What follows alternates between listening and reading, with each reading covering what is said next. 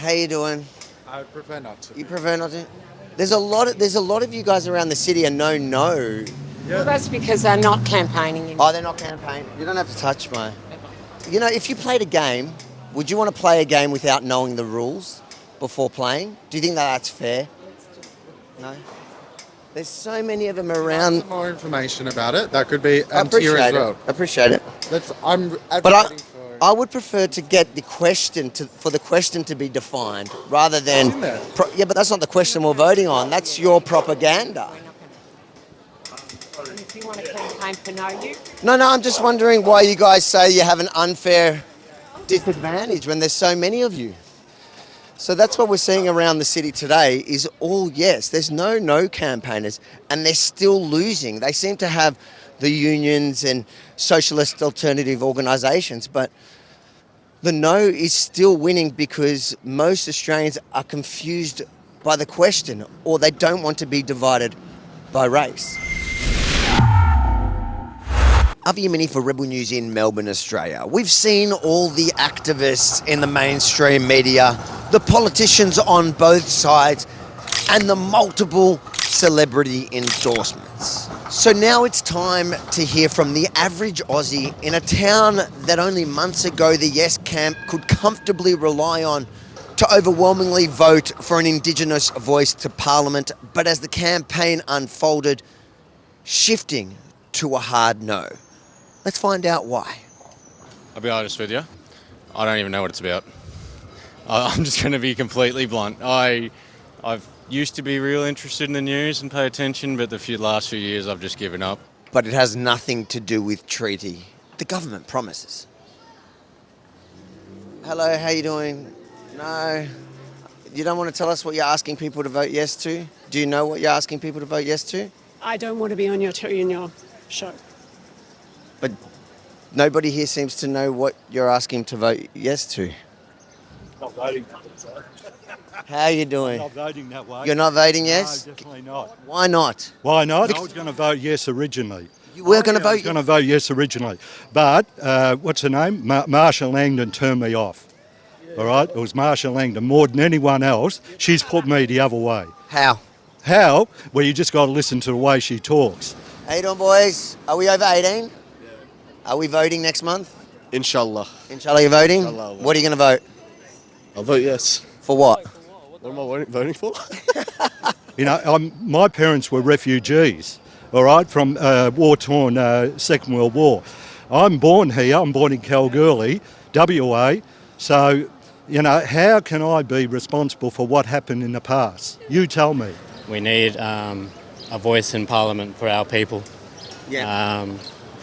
Simply because we've never had a voice in Parliament for our people, and I think it's about time that we do. When you say there's no voice to Parliament for Aboriginal people, there are Aboriginal parliamentarians. In fact, I think they're probably overrepresented compared to the rest of society. Is that not enough of a voice? Not really, I don't think, because, I don't think there is not much. I've seen a bit of, like from the First Nations people themselves, a bit not decided on whether they even want it. So it's a bit hard for me to have an opinion when it's about them, and they don't even seem to be as a united front. So who can represent all Aboriginal people? Because even on this issue, Aboriginal people are divided. Yeah, they say, we don't need another Aboriginal voice speaking on, because we all got different voices and different languages and that sort of thing. But it just goes to say, like, we just need someone like for example, like Nelson Mandela spoke for all them black people. Well, we just need someone like that. Got nothing against anybody, it doesn't matter the colour of your skin. But yeah, I don't agree with it. But the celebrities have put so much time and effort to convince you to vote yes. Why have they not convinced you? They'll never convince me because I know how the world works, You don't care about the celebrities? I do not need any celebrity telling me how to think. You seem way too wise to be in Victoria. What are you doing here? I really wish I knew.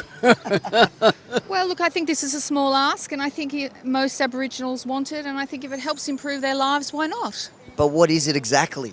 It's just a voice to the Parliament, that's all. If we have an Aboriginal voice in Parliament to deal with that matter, then we work together as one to solve them sort of issues in Alice Springs. And why can't they do that now?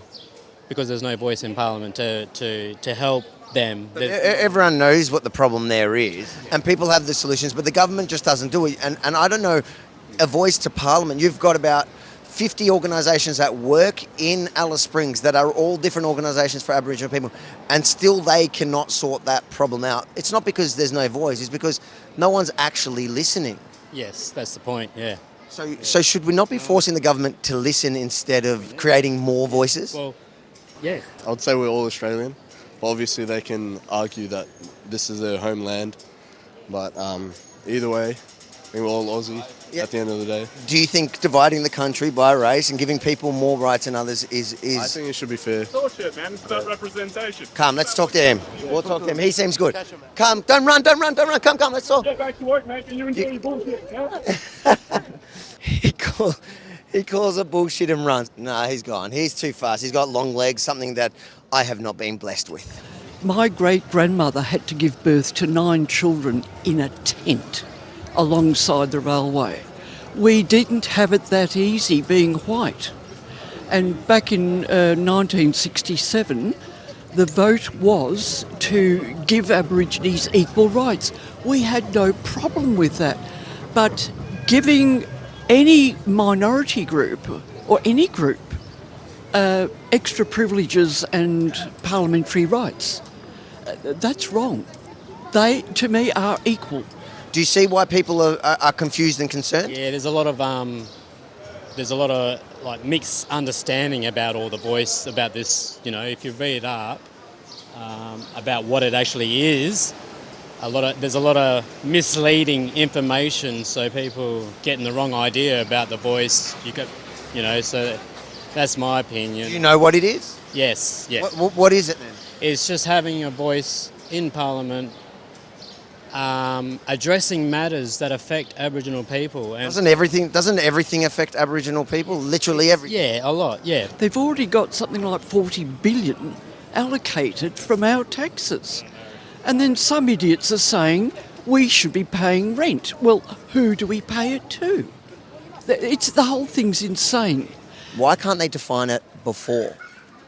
Well, I just don't think it's necessary. I think that this is just the first step, and it's a very safe step. You don't think it's necessary to define a constitutional change before people vote on it?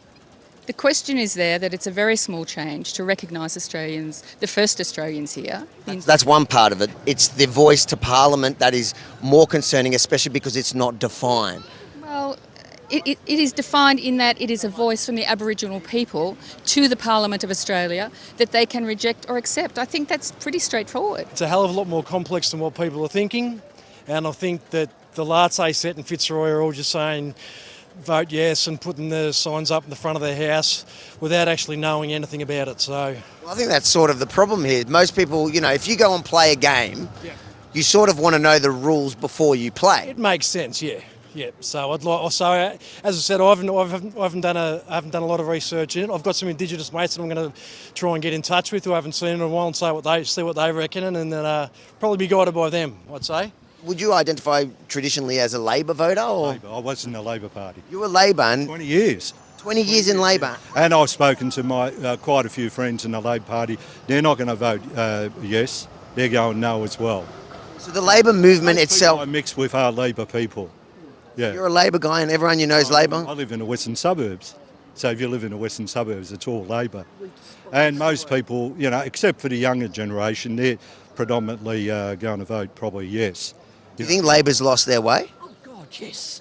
They're disgusting. No. I think they're doing a good job. No, I still vote Labor. Still vote Labor? Do you think this is going to affect... I've never voted Liberal in my life. Do you think this is going to affect Albo? Well, if you lose a referendum, I mean, I haven't lost yet. I think it's going to be very close. But if you lose a referendum, it does have an effect on you, particularly if you put all your weight behind it. If he does lose and he doesn't step down, would you vote him again? Yeah, I still vote Labor. Yeah, because they look after us in the West. Okay, Liberals never look after us, never. I remember the old Labor days when there were train drivers and other very ordinary men who became Prime Minister. Can I tell them about the family? What? My great-uncle was Jim Scullin. Prime Minister. He didn't go beyond grade 6 in primary school, self-taught. My grandfather, he was a drover, he ran a pub, he joined the colonial army, he gold digging, he did everything, and he entered Parliament. They knew what life was like. You know, they came from huge poor families. That's what I think. That's the question. As a lot of people think on a lot of issues, not just this, that Labor has lost its way. You know, a lot of the issues that they're advocating these days are woke, popular. Yes. Well, people are more concerned about cost of living. Why do you think Victoria, which was a state which was staunchly yes in the beginning, has turned to what looks like a hard no? Oh, well, I don't believe that. You don't believe it? No, I don't think so. Do you vote Daniel Andrews? In the lower house, yes. Upper house, no. So we've got to blame you. Not me. Not you. You didn't vote. I wouldn't vote for that bastard if you paid me. God bless you. This is your husband? Of course. How long you been married? 42 years? We 43? 43. We met 51 years ago. How do you put up with him if he's still voting for Dan Andrews? Well, We have a fight over it. if he gives, Did you have a fight over it? Oh, no. if he gives me my pocket money and doesn't I'm complain, a traditionalist, traditional man, yeah. yes, he is, and I love him.